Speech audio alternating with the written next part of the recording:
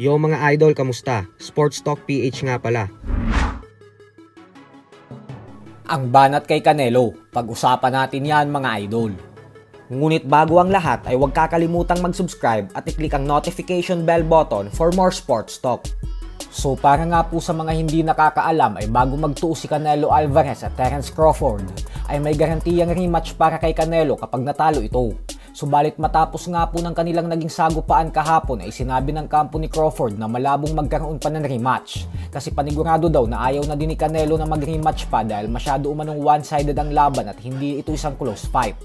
Maging si Turki Al-Ashik ay mukhang wala din planong paglabanin pa ang dalawa dahil mas gusto na nitong sunod na itapat si Terence Crawford sa current undefeated WBC light heavyweight world champion David Benavidez, kung saan plano niyang pababain ulit ng 168-pound super middleweight division si Benavidez. Habang si Canelo naman ay bagamat hindi inamin na ayaw niya ng mag-rematch, ay kapansin-pansin din po sa tono ng pananalita nito kahapon sa post-fight interview na hindi na siya interesadong labanan ulit si Crawford. Nang matanong po kasi ito kung gusto niya daw ba ulit bumawi at makipag-rematch kay Crawford ay iniba nito ang usapan. At imbis na sagutin ng tanong ay binida niya ang kanyang mga tagumpay sa boxing, kung saan sinabi niya na wala na daw siyang kailangan pang patunayan dahil ginawa niya na daw ang lahat at nilabanan niya umano lahat ng pinakamalalakas sa henerasyon niya.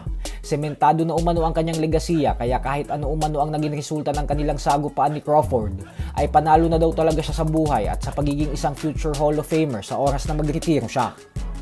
Sa kabilang banda naman mga idol ay bagamat nga po nakuha ng current undisputed super bantamweight world champion Japanese monster Naoya Inoue ang panalo kahapon via unanimous decision kontra kay Muradjon Apadaliev, ay sa kasamaang palad po ay tila walang pumapansin sa naging tagumpay niya. Halos hindi po kasi ito pinag-uusapan maliban sa bansang Japan. Ito po ay dahil natatabunan ito ng mas malalaking balita, kagaya ng Canelo vs Crawford at ng pagpanaw ng British boxing legend Ricky the Hitman Hatton na siyang nangyayari lahat sa parehong araw ng laban niya. Bukod dyan ay marahil nauumay na din ang mga fans dahil ilang magkakasunod-sunod ng laban na wala sa level ni Inoue ang mga hinaharap niya, dahilan kung bakit nawawala na ng interes ang mga fight fans. O kaya naman ay baka kasi hindi nagawang in-knockout ni Inoue si Akhmadaliev, lalo pat sa nakalipas na 12 laban niya ay ito lang yung umabot sa desisyon.